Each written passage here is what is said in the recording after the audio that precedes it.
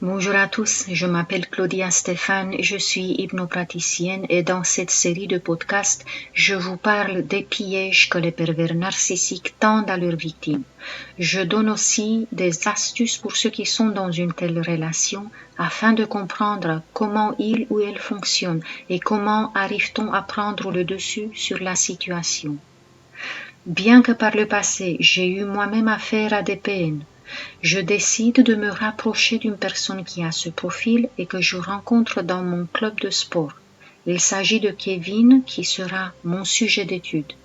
Je ne force rien, j'accueille juste ce qui vient. Le fait de ne pas être impliqué affectivement m'aide à voir ce que je n'arrivais pas à capter lorsque j'étais sous l'emprise de ma mère ou de mon ex-mari. Dans le podcast précédent, lien dans la description pour ceux qui ne l'ont pas écouté, je raconte l'exploit de Kevin à fond dans son objectif de conquérir sa nouvelle proie, c'est-à-dire moi.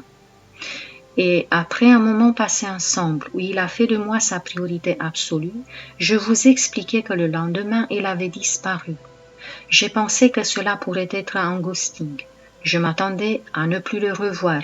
Mais le PN qui s'apprête à un tel jeu tient absolument à jouir de sa victoire. Il se nourrit du désespoir de sa victime, car vous voir souffrir, vous voir à terre, c'est ce qui rend réellement heureux un pervers narcissique. Et pour savourer donc l'effet de son jeu sur moi, Kevin revient après plusieurs jours. Il est sûr que ça m'a bouleversée. Il ne vérifie même pas mon état émotionnel, vu qu'il répète le scénario de toute une vie qui a probablement marché avec toutes ses victimes. Et il s'attend à ce que je me plaigne du fait qu'il m'ait laissé sans nouvelles. Je le surprends sans doute car je ne lui reproche rien, je ne lui demande rien, je lui souris calmement et j'observe sa confusion. Alors il récite vite la phrase qu'il s'était préparée. Il me dit qu'il est parti en Espagne sur un coup de tête. Je tiens à m'assurer qu'il ne disparaît pas encore, car j'ai besoin d'avancer avec mon travail. Et en connaissant par cœur les mécanismes de fonctionnement de PN, je sais quoi lui dire pour ça. Je lui explique donc que c'était bien pour moi de m'éloigner de lui parce que si on voit une personne tous les jours, on risque de trop s'y attacher. Et moi, ce que je ne veux surtout pas, c'est m'y attacher. Et là, j'apprécie le moment parce qu'il est sidéré du fait que je veux m'éloigner de lui. C'est le couteau dans le cœur pour un PN que de vouloir l'ignorer et l'oublier. C'est comme s'il n'existait plus. Si vous avez un PN dans votre vie, sachez que si vous commencez à l'ignorer et à lui montrer un manque de considération, vous lui faites vraiment mal. Soyez tout de même prudent parce qu'il se venge toujours. Pour le moment, Kevin ne fait que riposter verbalement, mais je suis sûre qu'il va frapper par après. Là, je sais qu'il reviendra. Et je m'en vais parce que ce jour-là, je m'entraîne avec mon fils et Kevin n'ose pas l'approcher. Comme il a des mauvaises intentions, il ne veut pas avoir affaire à mon fils qui, même s'il est encore très jeune, est assez imposant du haut de ses presque 1,90 m. C'est amusant de voir Kevin reculer, lui qui a l'allure d'Hercule. Les pervers narcissiques sont caractérisés par une lâcheté surprenante. L'avez-vous déjà remarqué? Et comme vous le savez sans doute, une autre caractéristique des PN est la jalousie.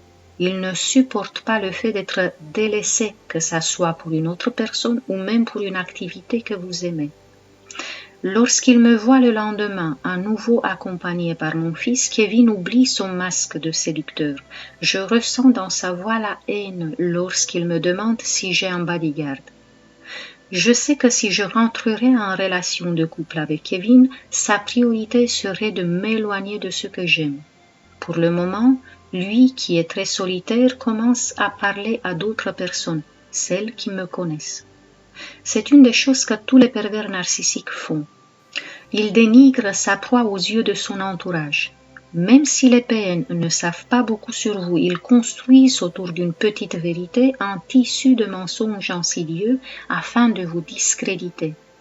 Et ils vont ajuster le mensonge en fonction de la personne à laquelle ils parlent, de façon à ce que celle-ci commence à vous détester. Si par exemple une de vos amies est très religieuse, elle apprendra que vous avez commis un grand péché. Si une autre est athée, elle saura que vous avez adhéré à une secte religieuse douteuse. Les inventions des PN ne sont jamais superficielles.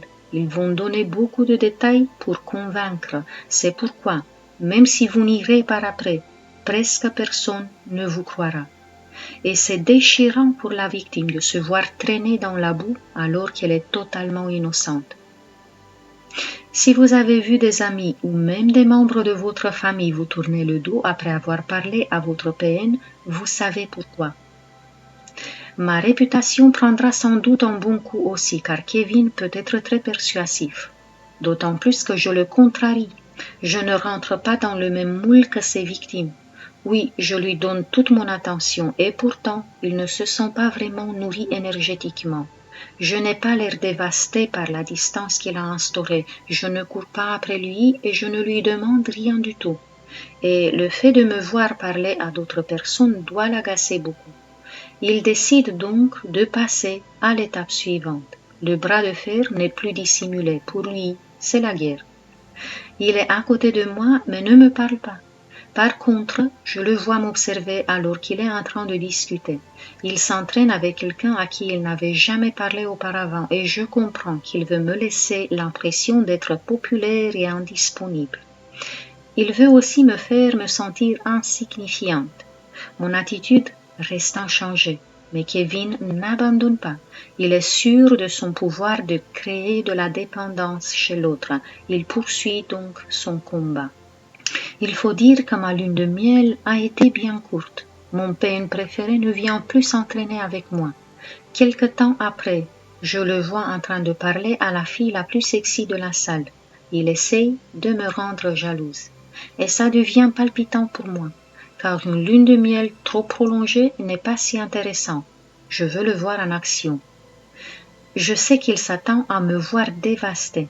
Les PN de ma vie ont toujours utilisé d'autres personnes pour me faire me sentir pas assez belle, pas assez intelligente, pas assez à la hauteur. Mais Kevin n'a pas beaucoup de succès. Lorsqu'on sait à quel jeu l'autre s'y prête, on ne rentre pas dedans. En plus du fait que je ressens aussi les blessures de cette fille avec laquelle il discute. Des blessures qui sont des entailles profondes, ça réveille la compassion. J'aime mettre Kevin au défi. Et je lui fais des surprises. Il ne s'attend pas à ce que ça me laisse indifférente. Je suis par contre très touchée par la fille qui affiche stoïquement un masque presque parfait. Après un rôle qu'il estime peut-être magistral, Kevin va revenir vers moi encore une fois dans l'espoir de me voir souffrir le martyre. Comme je n'aborde pas le sujet, il me provoque en me confiant qu'il m'avait regardé alors qu'il parlait à la fille et que certains de mes mouvements n'étaient pas tout à fait corrects. Il cherche en fait absolument à me faire réagir vis-à-vis de son intérêt pour quelqu'un d'autre. Les pervers narcissiques excellent dans l'art de vous rendre jaloux. Ils utilisent d'autres personnes comme leur ex par exemple et vous comparent à eux directement ou de façon plus subtile afin de vous faire vous sentir inférieur, afin de vous humilier.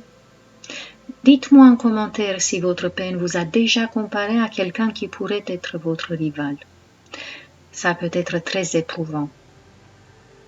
En revenant à Kevin, un autre jour où je m'entraîne, il vient corriger un exercice que je fais et me chuchote qu'il a toujours les yeux sur moi. C'est une tentative de rassurer la victime pour qu'elle ne s'éloigne pas. Ce qu'il faut souligner, c'est que les PN font croire à leur proie qu'il existe un cocon rien qu'à eux. En réalité, les pervers narcissiques sortent, ils prennent leur liberté, ils ne sont jamais dedans. Ce n'est que la victime qui l'est. Elle est enfermée dans un mensonge. Kevin me parle de la force, de la supériorité de l'homme et me dit qu'il aime dominer. Et ça m'étonne, j'avoue.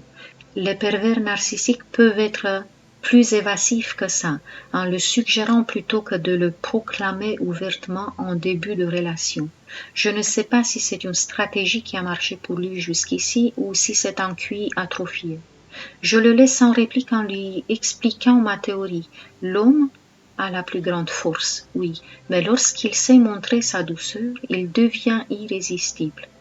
Kevin s'agite nerveusement mais ne dit rien. C'est très inconfortable pour lui de se taire devant une femme. Je ressens clairement la haine contre les femmes et je le lui dis.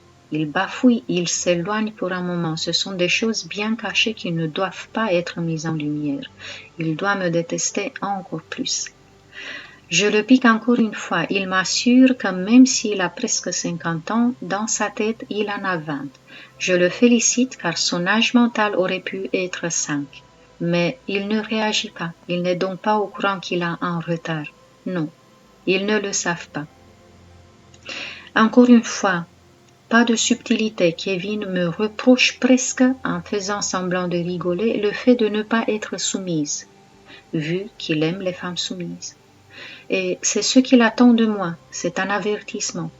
Je réplique en douceur qu'on ne peut pas vraiment être heureux si l'autre est malheureux.